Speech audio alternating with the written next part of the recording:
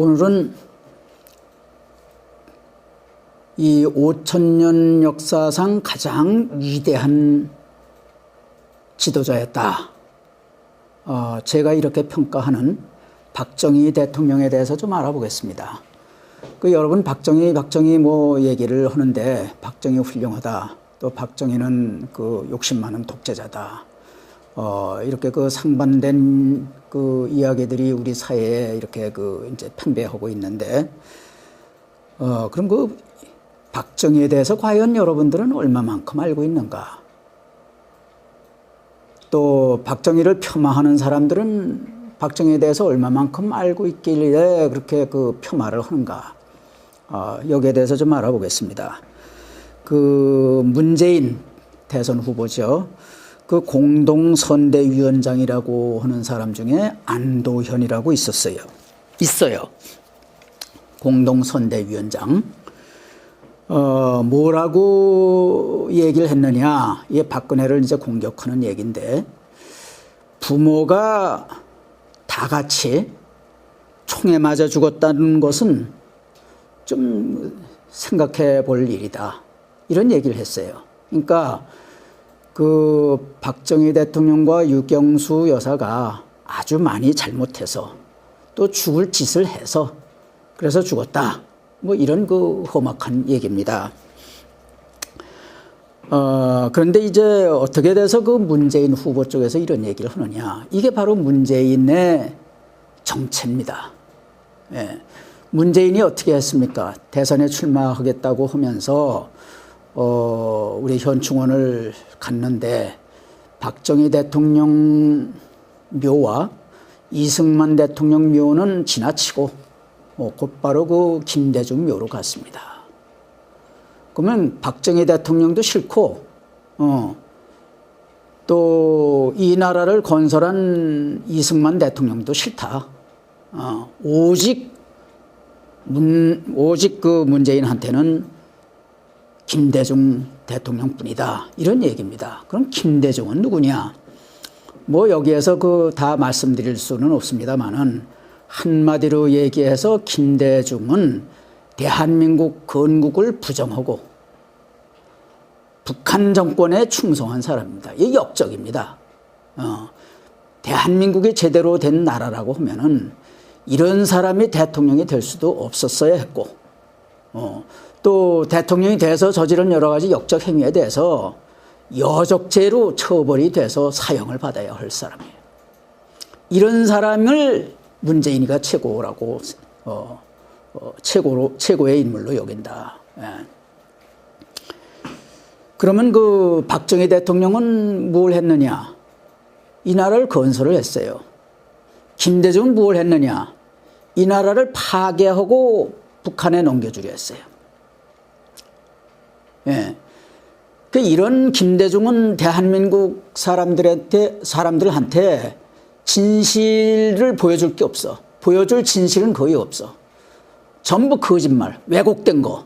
이런 것들을 김대중 기념관을 크게 비싸게 지어가지고 거기다가 갖다 전부 장식을 했어요. 그럼 박 대통령은 뭐냐? 대한민국을 건설한 박 대통령은 기념관 없어요. 저기 상암동에 좀 있습니다만은 아무것도 아니에요. 그러면 국가를 건설했기 때문에 대한민국 국토 전체가 박정희 기념관이에요. 이게 바로 건설입니다. 산리 푸른 것도 박정희 기념관이고, 포항제철도 박정희 기념관이고, 대한민국 모두가 박정희 대통령의 기념관이에요. 예. 여기에 벌써 문 후보의 정체성이 나타나 있는 겁니다. 그러면은 이 사람을 평가할 때에 마지막 순간을 보고 평가하는 게 이 정도일 거예요. 마지막에 이 세상을 하직할 때 어떤 모습으로 하직을 했는가. 예. 박정희가 참 이 신복으로 생각하고 이렇게 길러준 김재규가 있어요. 중앙정보부장.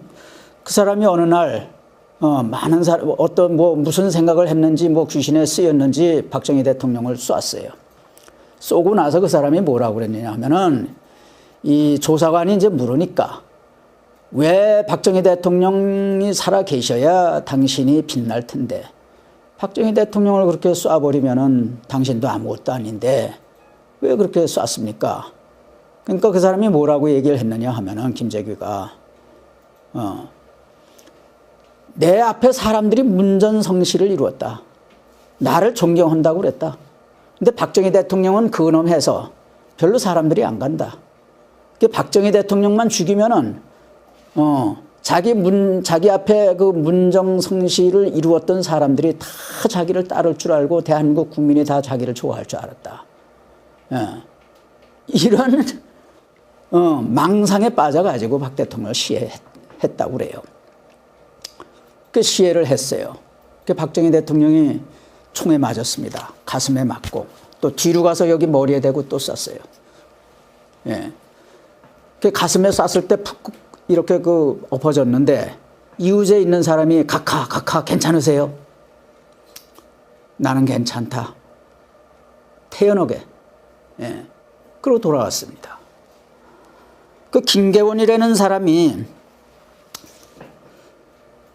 그 중앙정보부 요원을 시켜가지고 그 옆에 있는 그 국군 통합병원 분소에 이제 갖다 놔 철통같이 경계를 했어요. 그 박정희 대통령이 살았는지 죽었는지 예, 군의관한테 검사를 시켰습니다. 그 군의관이 검사를 하니까 박정희 대통령 운명을 하셨다. 근데 그 사람이 박정희 대통령인지 몰랐어요. 군의관이. 왜? 허리띠가 너무 날것날것 이건 뭐 끊어질 정도의 정도로 날것날것해 있고 넥타이 핀이라고 찾는데 이건 뭐랄까 그 도금이 예, 전부 헐어져 버렸고 또 여기도 한 것도 전부 도금이 헐어져 버렸고 예. 그 다음에 시계를 하나 찾는데 그것도 전부 뭐 도금이 벗어져 버렸고 도저히 이 사람이 대통령이라고는 상상을 못했다. 예. 그런 얘기를 했어요. 그럼 이런 사람을 놓고 이 문재인 촉은 뭐라고 얘기했느냐. 아주 대한민국에 태어나서는 안 될 사람이다. 이렇게 생각을 하는 거예요. 자, 그러면은 이런 문재인 쪽 사람들과는 달리 세계적인 석학들, 세계적인 인물들은 박 대통령을 어떻게 봤느냐.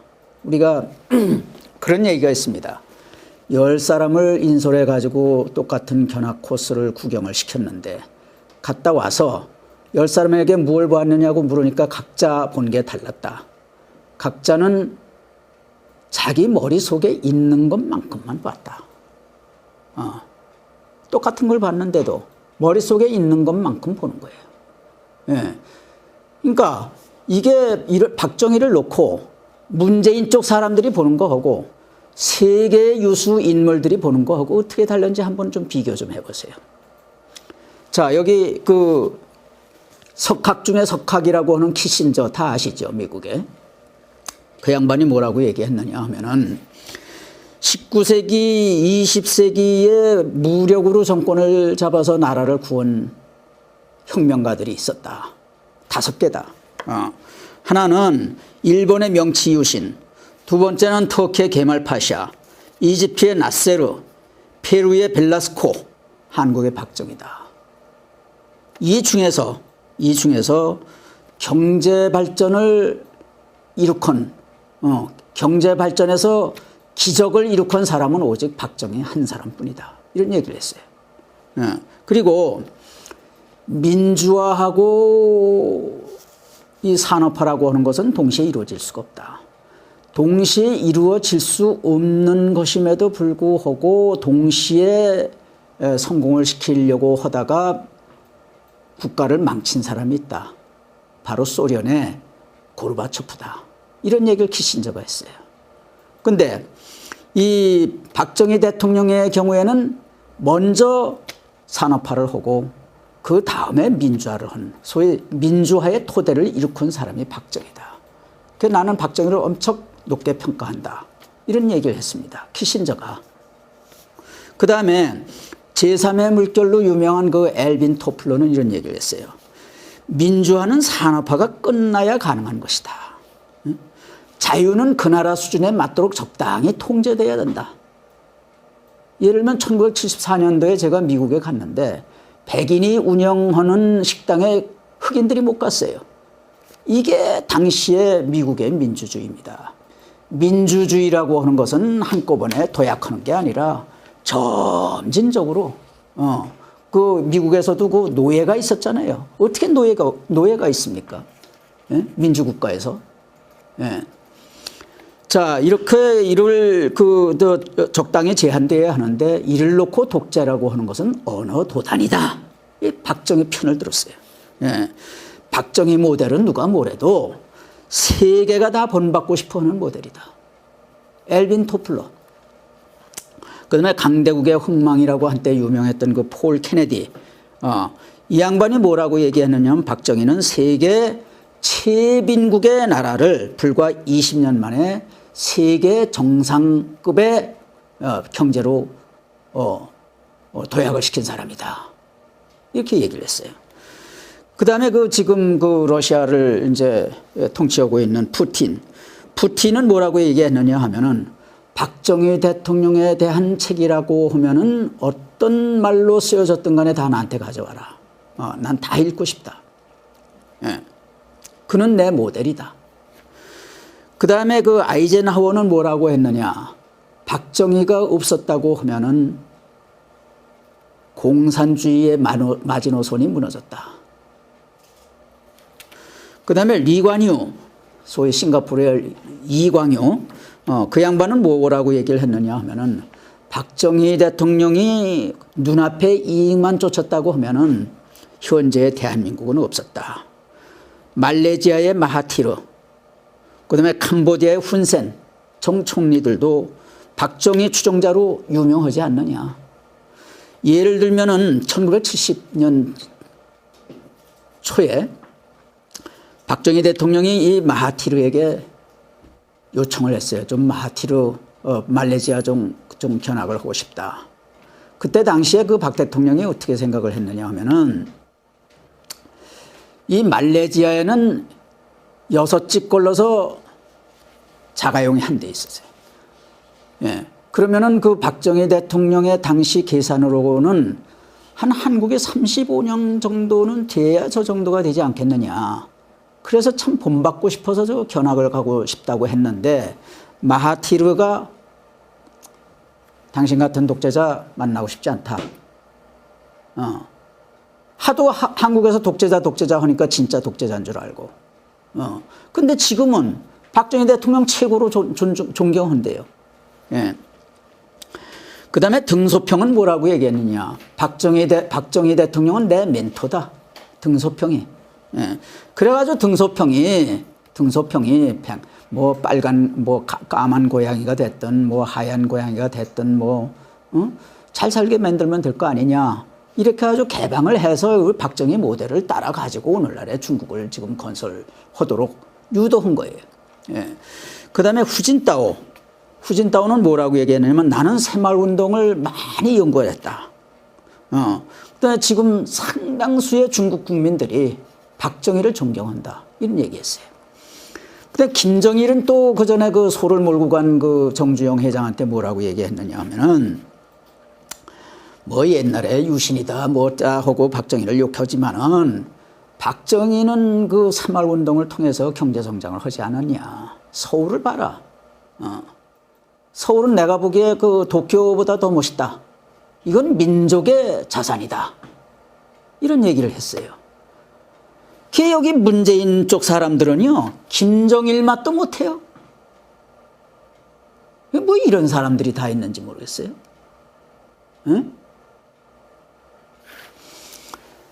자, 그러면 간단히 세계인들은 이렇게 평가를 했는데, 과연 이런 평가를 받을 만한 일을 했는지, 박정희가. 잠시 좀 살펴봅시다. 다 아시다시피 1961년에 박정희 대통령은 44살이었어요. 지금 44살짜리들 한번 보세요. 애입니다. 그 44살 때 국가 이거 큰일 났다. 목숨 걸고 혁명을 했어요. 혁명을 해서 이제 보니까 이게 국가를 이걸 어떻게 뭐 그 경제 성장을 어떻게 배고픈 국민을 어떻게 먹여 살려야 될지 이게 깜깜한 거예요. 제일 먼저 생각한 것이 이제 이 북한으로부터 이제 남한을 어떻게 지켜내느냐, 반공. 그 다음에 두 번째는 어떻게 도탄에 빠진 소위 배를 고른 국민들을 어떻게 먹여 살리느냐. 이걸 했는데 당시에 그 경제가 어떤 식이었느냐 하면은 미국으로부터 1년에 1억 5천만 달러 당시에 해당하는 물자를 원조로 받았어요. 돈으로 받은 게 아니야. 물자를 받았어. 그게 뭐냐 하면은 이제 유연탄하고, 석유하고, 잉여 논산물하고, 이걸 받았어요. 이걸 받아가지고 이걸 시중에 팔아서 그 판 돈을 가지고 세출 예산을 세운 거예요. 정부를 운영을 한 거예요. 국가를 운영한 겁니다. 그걸 가지고 대충 자금이라고 옛날에 불렀어요. 그리고 당시에 실업률이 30%예요. 그리고 이게 이 미국의 잉여 농산물이 오니까는 도시에 농촌 농사 짓는 사람들이 이게 쌀값이 떨어지니까 이 농사를 지어 가지고는 자식을 공부를 못 시켜. 그게 서울로 올라왔어요. 예. 그래서 그 서울에 그 불만 세력이 많이 생긴 겁니다. 예. 그리고 그 다음에 그 대한민국이 얼마나 못 살았냐 하면은 당시에 160개국이었을 거예요. 160개국 중에서 159개, 9번째로 못 살았어요. 예. 인도 다음으로 못 살았어요. 자, 이런 나라예요. 이런 나라를, 이런 분석을 이제 쭉 했는데 그 분석이 어디에 나타나 있느냐 하면은 박정희 대통령이 쓴 요만한 12번 책자가 있어요. 국가와 혁명과 나. 라고 하는 책자에 다 이게 써 있어요. 그 다음에 62년도에 그 케네디한테 갔습니다. 돈 좀 꾸러. 그래서 만나주지도 않고 문전박대 당했어요. 못 만났어요. 그냥 눈물을 흘리고 왔습니다. 그 무슨 생각을 했느냐. 서독에 광부 500명, 그 다음에 간호사. 이거를 수출을 생각을 했습니다. 이거를 수출해서 이 사람들이 받을 봉급을 담보로 해서 서독 정부로부터 좀 돈을 꾸려고 이런 생각을 했어요. 근데 광부 500명을 뽑는데 대학교 졸업생들이 거의였었어요. 대학교 졸업생들이. 예. 5만 명이 몰렸어요. 500명 뽑는데. 예. 당시에 취업난이 이랬습니다. 자, 이렇게 가지고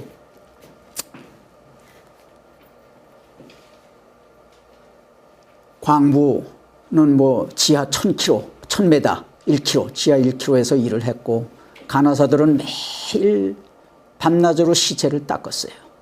1964년도에 박정희 대통령이 유경수 여사하고 같이 갔어요. 그래가지고 거기서 광부들하고 간호사들하고 뒤범벅이 돼가지고 울었어요. 예. 그 박정희 대통령이 뭐라고 했냐. 여러분들이 국가 중흥의 선도자입니다. 우리 열심히 일합시다. 후세를 위해서 열심히 일합시다. 다 울었어요. 그 모습을 지켜본 이 루프케 독일 대통령이 박정희한테 손을 내밀었어요. 서독이 도와드리겠습니다. 자, 이제 박정희 대통령이 어떻게 했느냐. 이게 잠을 안 잤으니까 이런 생각을 하죠. 예. 쥐를 잡으라고 그랬어요.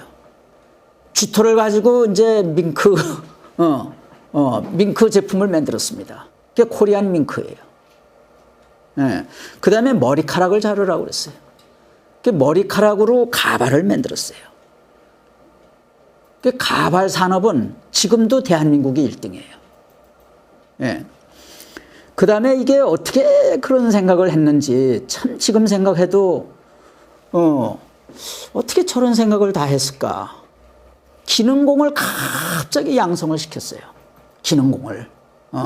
그러니까 그때 당시에 이게 대학 가야 소용없다. 기술이 있어야 산다. 하는 정서가 사회에 팽배됐어요. 오늘날하고 정반대입니다. 예. 그러니까 이 인프라가 생긴 거예요. 인프라 인력이 생긴 거예요. 그 기능공을 이제 양성을 해가지고 서독에서 열리는 매년 열리는 그 이 기능 올림픽에 이제 내보냈어요. 한국이 1등, 2등, 3등 다 차지했어요. 그 신문에 대서특필돼 세 개. 그러니까 세계인들의 한국은 기능공의 나라다. 이렇게 각인이 된 거예요. 예. 그러니까는 이제 특사들을 보내고 이제 대사들을 보내고 이렇게 해가지고 한국에 값싸고 질 좋고, 그 다음에 그 선량한, 기능공들이 많이 양성돼 있으니 한국에 와서 공장을 좀 세워주시오. 그 사실이거든요. 1, 2, 3등 다 했으니까. 그게 막 들어와가지고 공단을 막 세우고 거기 들어와가지고 공무원들 거기 개인 모터게 그냥 그 박정희 대통령이 직접 다 해줬어요. 공무원 개입 허문이가 안 되거든. 예. 그래가지고 일자리가 그냥 불어났습니다. 일자리가 엄청 불어났어요. 그 다음에 또 뭘 했느냐 하면은 이게 말이에요. 기능공을 양성하더니 갑자기 또, 그 일본 뭐 서독 뭐 유럽 미국 이런 데 나가 있는 그 우리나라 과학자 기술자들을 전부 대거 유치했어요. 대거 유치해 가지고 키스트를 만들고 다 아시잖아요. 키스트를 만들고 카이스트를 만들고 그 다음에 이제 그 3,000명 규모의 국방과학연구소 ADD를 만들었습니다. 그럼 이런 과학자들을 가지고 어떻게 했느냐? 외국에서는 이미 한물간 제품들, 이거 와이사스 이거 직물 짜는 거라든지 세타 짜는 거라든지 그다음에 이제 자동차 만드는 거라 전화기라든지 이런 외국에서는 한물간 구식 제품들 이런 거 외국에서는 별로 안 쓰니까 외국에서는 사걸로 하니까 우리는 흔 거에 대한 자료 이제 우선 도면이 있죠. 도면이 있고 그 도면을 설명하는 여러 가지 스펙 기술 자료가 있잖아요. 그러면 예를 들어서 지프차 한 대 만드는 그 기술 자료 TDP, 테크니컬 데이터 패키지. 그 TDP 양이 얼마냐? 한 10개 추록분은 될 거예요. 엄청나요. 예. 이런 것들을 전부 수송선으로 전부 갖다가 한 번도 그때 당시 이거 손톱깎이를 만들어 봤습니까? 뭘 만들어 봤습니까? 그 아무것도 만들어 본 적이 없는 한국 기업들한테 막 하나씩 준 거예요. 그 한국 기업이 그걸 가지고 까막눈이 읽을 수 있습니까? 그러니까 과학기술자들을 다 보내줘 가지고 이거 도면 보는 거 가르쳐 주고 이거 읽는 거, 기술자료 읽는 거 가르쳐 주고 그 양성을 한 거예요. 그러니까 정밀도라든지 강도라든지 이런 거에 대한 개념이 없던 사람들이 적당히 만들려고 하다가 과학자들한테 그냥 혼이 나고 기합을 받고 이렇게 해서 오늘날의 그 산업 인프라가 형성이 된 겁니다. 생산 인프라가. 예. 자, 그러면은 외국 사람들이 와서 막 공장을 세워주고 또 우리는 외국에서 한물간 제품들을 또 이걸 갖다가 우리 생산 기술을 이제 배워가면서 이제 또 이것저것 막 만드니까 그동안에 그 굶주렸던 그 국민들이 만들어내는 족족 전부 사는 거예요. 그러니까 기업은 만들어내기 바쁘고 국민은 사서 쓰기 바쁘고 그러니까 경제가 막 올라가는 거예요. 예? 다 아시다시피 1973년에 이 오일 쇼크가 있었잖아요. 그때를 기점으로 해서 세계 경제가 내리막길을 걸었어요. 우리 박정희 대통령 1972년부터 연평균 13%씩 상승을 시켰어요. 경제성장. 이 기적인 겁니다. 제가 1974년도에 미국에 그 석사과정을 밟으러 갔는데 경제 공부를 하는데 한국의 그 한강의 기적이 나오는 거예요. 그래가지고 이거는 진짜 세계 경제에 이건 유례가 없던 이건 일이다. 이건 진짜 훌륭한 사례다. 어깨가 으쓱 커지는 거예요. 예. 그 미국 사람들이 한국, 코리아. 아주 코리아, 코리아가 만든 제품들 다 샀어요. 그 어디 가서, 당신 일본 사람이냐? 나 한국 사람이다. 자랑스럽게 얘기했습니다. 요새는 외국에 가서 자랑스럽게, 한국 사람이라고 자랑스럽게 얘기 못한대요. 감춘대요. 왜 옛날에는 이렇게 당당하던 참 자랑할 수 있는 나라가 지금은 이렇게 부끄러운 나라가 됐느냐. 잘 산다고 그때보다 잘 살죠. 그러나 사람들이 하는 행동들이 옛날보다 타락했다. 예. 자, 이렇게 하니까는 강남에 그 수박밭이었잖아. 강남 전체가 수박밭이었어요. 그 땅값이 올라가고 인건비가 올라가고 이거 살만 났죠. 예. 이게 경제 성장입니다. 1929년에 미국이 대공황을 맞았을 때 뉴딜 정책을 이제 이제 세워 가지고 이제 무슨 강도 이제 수로공사도 하고 도로공사도 하고 댐공사도 하고 이렇게 해서 800만 일자리를 만들었다. 정부가 이 경제에 개입을 해가지고 이렇게 이 공황으로부터 탈출했다. 굉장히 그 경제 교과서에 아주 1등 사례로 가장 훌륭한 사례로 이제 인용이 되어 왔는데 지금까지 말씀드린 것처럼 박정희 대통령이 이게 일자리 만드는 방법은 뉴딜 정책에서 일자리 만드는 방법보다 훨씬 더 업그레이드 된 거다. 이건 제가 확실히 말씀드릴 수 있습니다. 그 다음에 이제 이 돈이 없잖아요. 막 이걸 하긴 해야 될 텐데 돈이 이제 없으니까는 일본으로부터 1965년도에 이제 그 돈을 받아냈죠. 일제 돈을 받아낸 나라가 우리 말고도 5개 나라가 더 있습니다. 다른 나라는 그 돈 청구권 자금 받아가지고 다 날렸어요. 다 정치하는 사람들이 다 먹었어요. 그런데 박정희 대통령만 이 돈 8억 달러를 들여와가지고 이걸 참 요긴하게 쓴 거예요. 이거 가지고 포항제철도 놓고 이거 가지고 고속도로도 놓고 정유회사도 만들고 다 한 거예요. 그 다음에 월남 파병을 한 거예요. 1965년부터. 월남 파병을 하니까는 무슨 어떤 정도가 됐느냐 하면은 그 전략가들이 뭐라고 얘기를 하느냐. 미국이 만일 월남 전쟁을 한국군에게 맡겼다고 하면은 월남 전쟁은 이겼을 것이다. 이런 얘기까지 했어요. 한국군의 그 전투 능력, 이거 세계에 아주 빛났습니다. 그러니까는 케네디 대통령한테 1962년대 돈 빌리러 갔다가 만나지도 못하고 이게 문전박대를 당했는데 이게 1968년, 69년 이렇게 되니까 한국군의 그 위상이 올라가니까는 세계 나라들이 말이죠. 아유, 한국, 서로 다퉈가면서 한국에 돈 빌려주겠다고 그랬어요. 예. 자, 이렇게 해서. 그 다음에 이게 중동에 그 오일 달러가 많이 있는데 거기 건설붐이 일어났는데 다른 나라 사람들은 거기 가려고 하질 못해요. 왜? 원체 더운 나라니까. 사막의 나라. 거기 가서 어떻게 노동 일을 합니까? 그런데 이 월남에서 단련된 우리 용사들이, 예, 제대를 함과 동시에 바로 글로 갔어요. 또 제대를 함과 동시에 그 월남에 나와 있는 그 미국 회사들에게 취직을 돼가지고 거기서 기술을 또 배워가지고 또 한국에 와서 또 기술자로 또 일을 했어요. 자, 이런 게 이제 그 월남 특수고, 이렇게 해서 이제 그 한국의 달러가 이제 막 넘쳐나고 이렇게 된 거예요.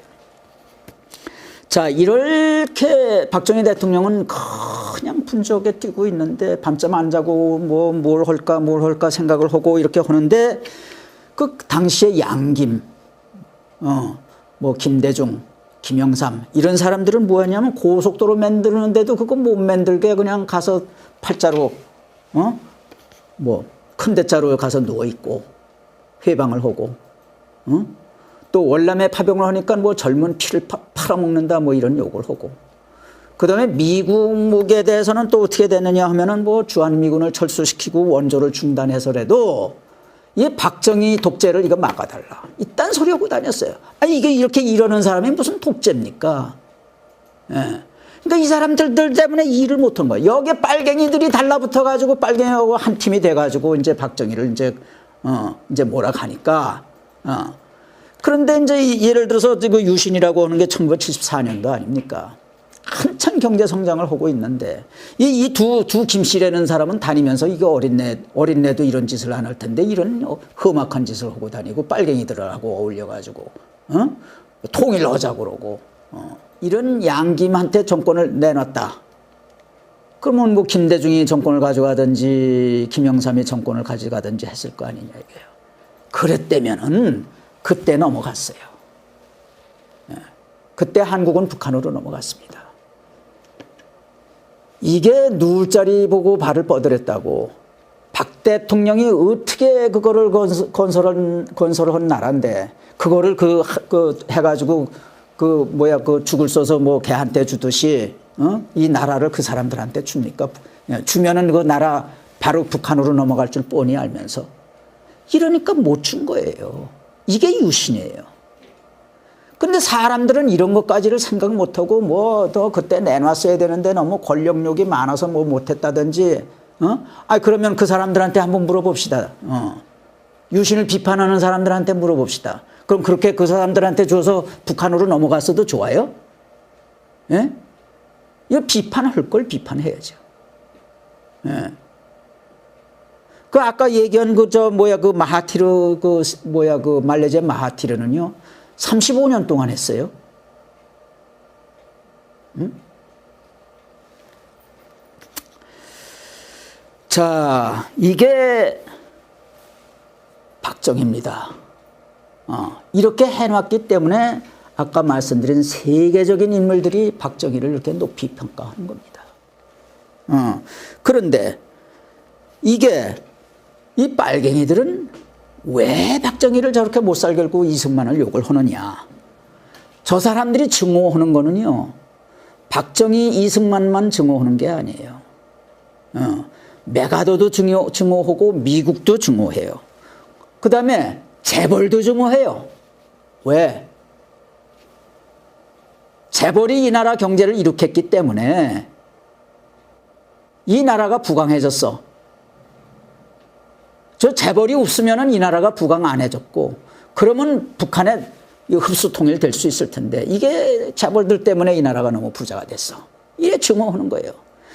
미국만 아니었으면은 또 메가더만 아니었으면은 6.25 전쟁 때 바로 우리가 북한으로 흡수됐을 텐데 미국하고 메가더가 저게 원수라. 박정희가 그때 당시에는 우리나라 GNP가 북한의 2분의 1이었어요. 정확히 60%였었어요. 이렇게 북한보다 못한 나라를 지금은 얼마예요? 25배 우리가 GNP 25배가 더 높아요. 이건 공식적인 기록이고 그거보다 더 높습니다. 삶의 질을 보면은. 예? 자, 이렇게 북한보다 너무 앞서가게 만든 이 박정희가 미운 거예요. 그리고 이 나라를 박정희가 건설할 수 있도록 토대를 만들어준 이승만이 미운 거예요. 왜 이 사람들이 왜 재벌을 미워하고 미국을 미워하고 이승만을 미워하고 박정희를 미워하는지 이제들 아시죠? 빨갱이들이기 때문에요. 이 사람들 때문에 적화 통일될 기회가 이제는 거의 영원히 사라졌다. 이런 얘기입니다. 여러분, 이 사람들이 정권 가져가면요. 청와대가 북조선 총독부가 됩니다. 북조선 총독부가. 예. 이거 저 사람들이 왜 박정희를 욕하는지 여러분 똑바로 보시고 그 사람들이 박정희를 욕할 때 얼굴 좀 빤히 쳐다보십시오. 부탁합니다.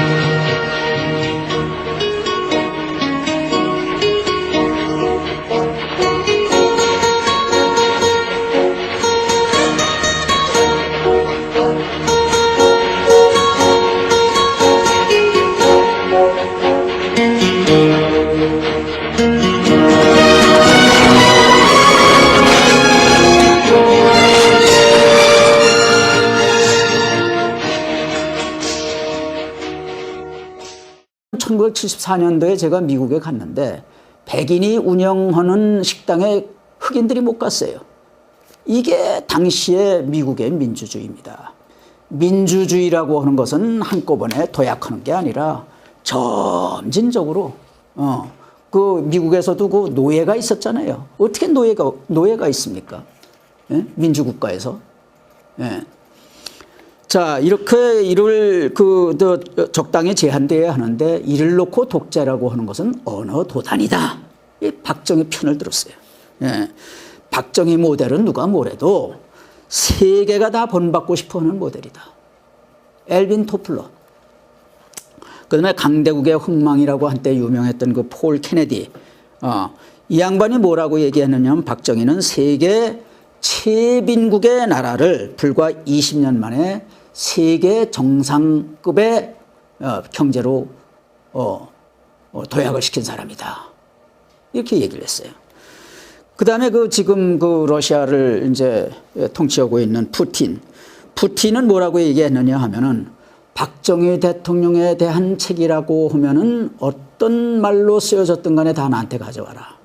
난 다 읽고 싶다. 예. 그는 내 모델이다. 그 다음에 아이젠하워는 뭐라고 했느냐. 박정희가 없었다고 하면은 공산주의의 마지노선이 무너졌다.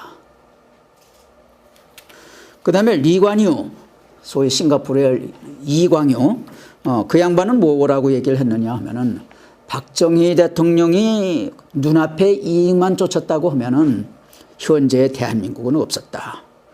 말레이시아의 마하티르, 그 다음에 캄보디아의 훈센 정총리들도 박정희 추종자로 유명하지 않느냐. 예를 들면은 1970년 초에 박정희 대통령이 이 마하티르에게 요청을 했어요. 좀 마하티르 말레이시아 좀 견학을 하고 싶다. 그때 당시에 박 대통령이 어떻게 생각을 했느냐 하면은 이 말레이시아에는 6집 걸러서 자가용이 한 대 있었어요. 예. 그러면은 박정희 대통령의 당시 계산으로는 한국에 35년 정도는 돼야 저 정도가 되지 않겠느냐. 그래서 참 본받고 싶어서 견학을 가고 싶다고 했는데 마하티르가 당신 같은 독재자 만나고 싶지 않다. 하도 한국에서 독재자 하니까 진짜 독재자인 줄 알고. 근데 지금은 박정희 대통령 최고로 존경한대요. 예. 그 다음에 등소평은 뭐라고 얘기했느냐. 박정희 대통령은 내 멘토다. 등소평이. 예. 그래가지고 등소평이 뭐 빨간 까만 고양이가 됐든 뭐 하얀 고양이가 됐든 잘 살게 만들면 될 거 아니냐. 이렇게 아주 개방을 해서 박정희 모델을 따라 가지고 오늘날의 중국을 지금 건설하도록 유도한 거예요. 예. 그 다음에 김대중은 뭘 했느냐. 이 나라를 파괴하고 북한에 넘겨주려 했어요. 예. 이런 김대중은 대한민국 사람들한테 진실을 보여줄 게 없어. 보여줄 진실은 거의 없어. 전부 거짓말, 왜곡된 거. 이런 것들을 김대중 기념관을 크게 비싸게 지어가지고 거기다가 갖다 전부 장식을 했어요. 그럼 박 대통령은 뭐냐? 대한민국을 건설한 박 대통령은 기념관 없어요. 저기 상암동에 좀 있습니다만은 아무것도 아니에요. 그러면 국가를 건설했기 때문에 대한민국 국토 전체가 박정희 기념관이에요. 이게 바로 건설입니다. 산리 푸른 것도 박정희 기념관이고 포항제철도 박정희 기념관이고 대한민국 모두가 박정희 대통령의 기념관이에요. 예. 여기에 벌써 문 후보의 정체성이 나타나 있는 겁니다. 그러면은 이 사람을 평가할 때에 마지막 순간을 보고 평가하는 게 이 정도일 거예요. 마지막에 이 세상을 하직할 때 어떤 모습으로 하직을 했는가. 예. 박정희가 참 이 신복으로 생각하고 이렇게 그 길러준 김재규가 있어요. 중앙정보부장. 그 사람이 어느 날 많은 사람 어떤 뭐 무슨 생각을 했는지 뭐 귀신에 쓰였는지 박정희 대통령을 쐈어요. 쏘고 나서 그 사람이 뭐라고 그랬느냐 하면은 이 조사관이 이제 물으니까 왜 박정희 대통령이 살아 계셔야 당신이 빛날 텐데 박정희 대통령을 그렇게 쏴버리면은 당신도 아무것도 아닌데 왜 그렇게 쐈습니까? 그러니까 그 사람이 뭐라고 얘기를 했느냐 하면은 김재규가 내 앞에 사람들이 문전성시를 이루었다. 나를 존경한다고 그랬다. 근데 박정희 대통령은 근엄해서 별로 사람들이 안 간다. 박정희 대통령만 죽이면은 자기 앞에 그 문정성시를 이루었던 사람들이 다 자기를 따를 줄 알고 대한민국 국민이 다 자기를 좋아할 줄 알았다. 이런 망상에 빠져가지고 박 대통령을 시해했다고 그래요. 그 시해를 했어요. 그 박정희 대통령이 총에 맞았습니다. 가슴에 맞고 또 뒤로 가서 여기 머리에 대고 또 쐈어요. 예. 그 가슴에 쐈을 때 푹 이렇게 그 엎어졌는데 이웃에 있는 사람이 각하 괜찮으세요? 나는 괜찮다. 태연하게. 예. 그러고 돌아왔습니다. 그 김계원이라는 사람이 그 중앙정보부 요원을 시켜가지고 그 옆에 있는 그 국군통합병원 분소에 이제 갖다 놔 철통같이 경계를 했어요. 그 박정희 대통령이 살았는지 죽었는지 군의관한테 검사를 시켰습니다. 그 군의관이 검사를 하니까 박정희 대통령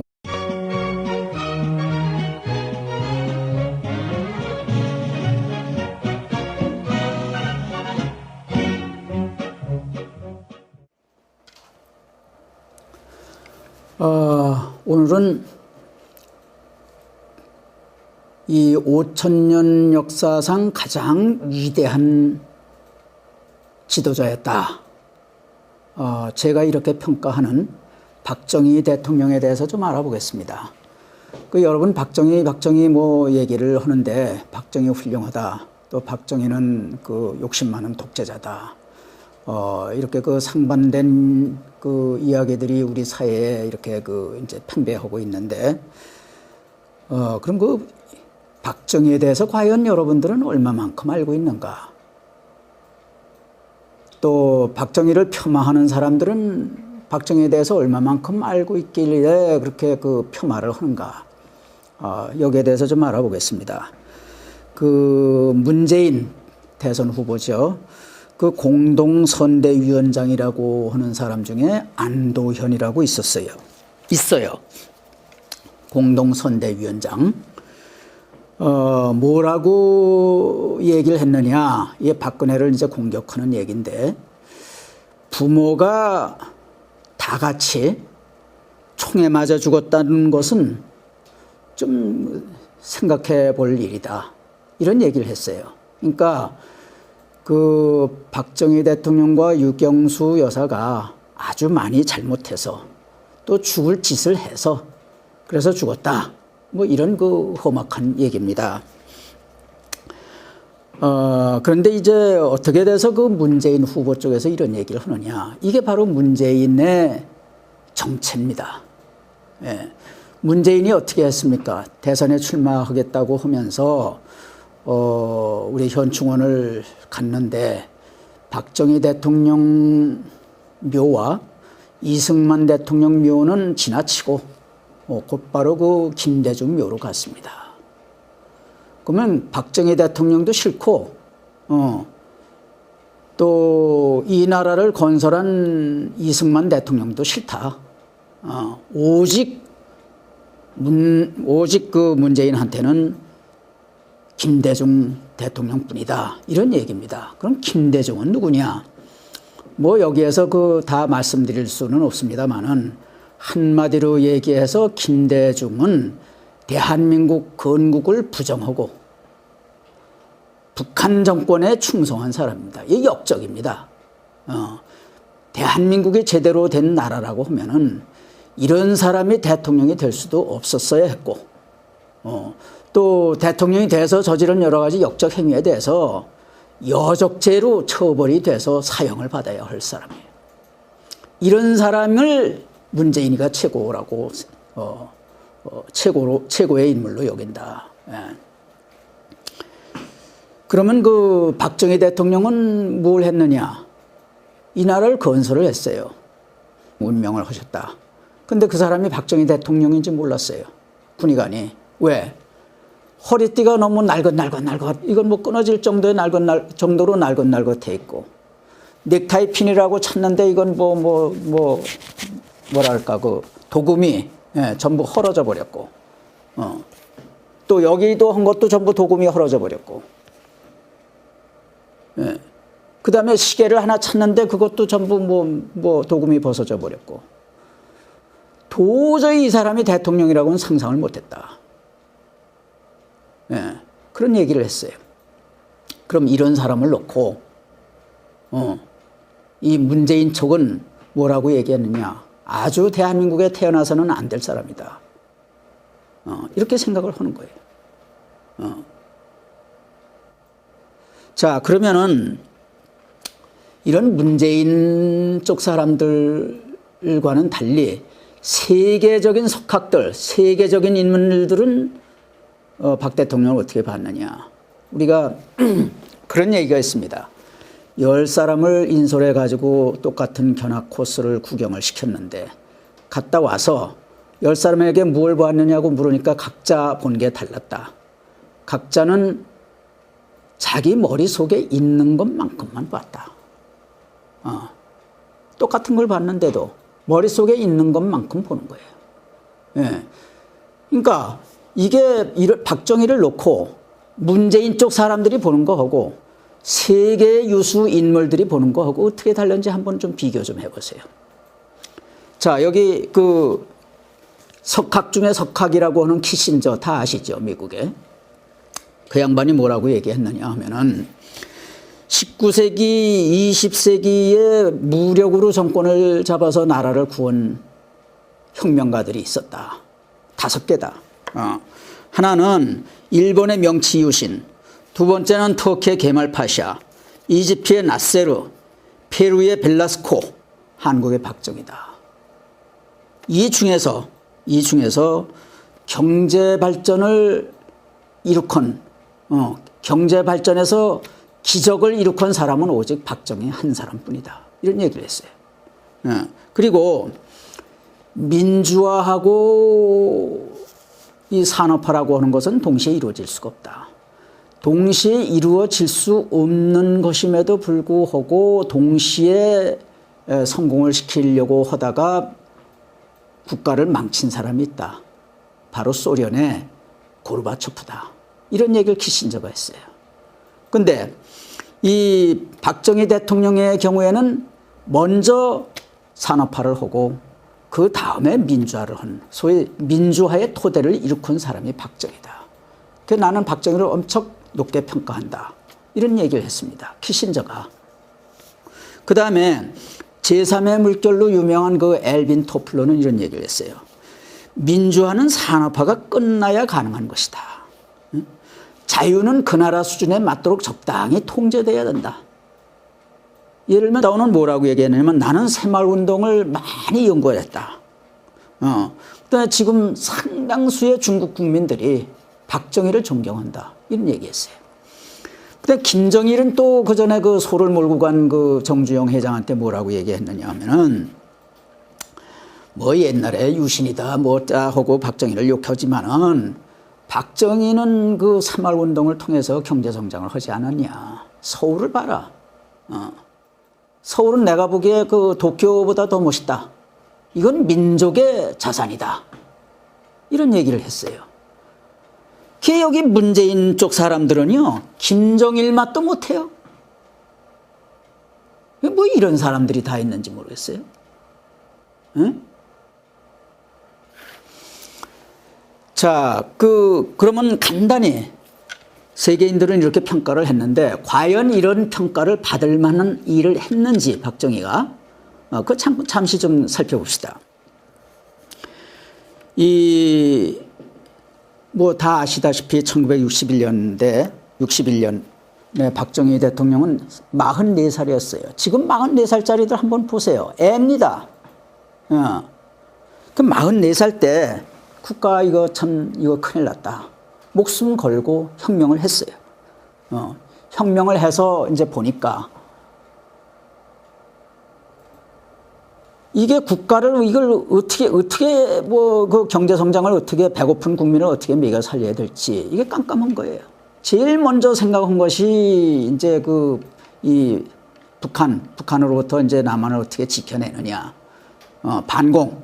그 다음에 두 번째는 어떻게 도탄에 빠진 소위 배를 고른 국민들을 어떻게 먹여 살리느냐.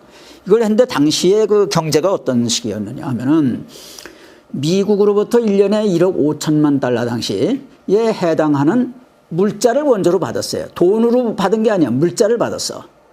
그게 뭐냐 하면은 이제 유연탄하고, 석유하고, 잉여 논산물하고, 이걸 받았어요. 이걸 받아가지고 이걸 시중에 팔아서 그 판 돈을 가지고 세출 예산을 세운 거예요. 정부를 운영을 한 거예요. 국가를 운영한 겁니다. 그걸 가지고 대충 자금이라고 옛날에 불렀어요. 그리고 당시에 실업률이 30%예요. 그리고 이게 이 미국의 잉여 농산물이 오니까는 도시에 농촌 농사 짓는 사람들이 이게 쌀값이 떨어지니까 이 농사를 지어가지고는 자식을 공부를 못 시켜. 그게 서울로 올라왔어요. 예. 그래서 그 서울에 그 불만 세력이 많이 생긴 겁니다. 예. 그리고 그 다음에 그 대한민국이 얼마나 못 살았냐 하면은 당시에 160개국이었을 거예요. 160개국 중에서 159개, 9번째로 못 살았어요. 예. 인도 다음으로 못 살았어요. 자, 이런 나라예요. 이런 나라를, 이런 분석을 이제 쭉 했는데 그 분석이 어디에 나타나 있느냐 하면은 박정희 대통령이 쓴 요만한 12권 책자가 있어요. 국가와 혁명과 나.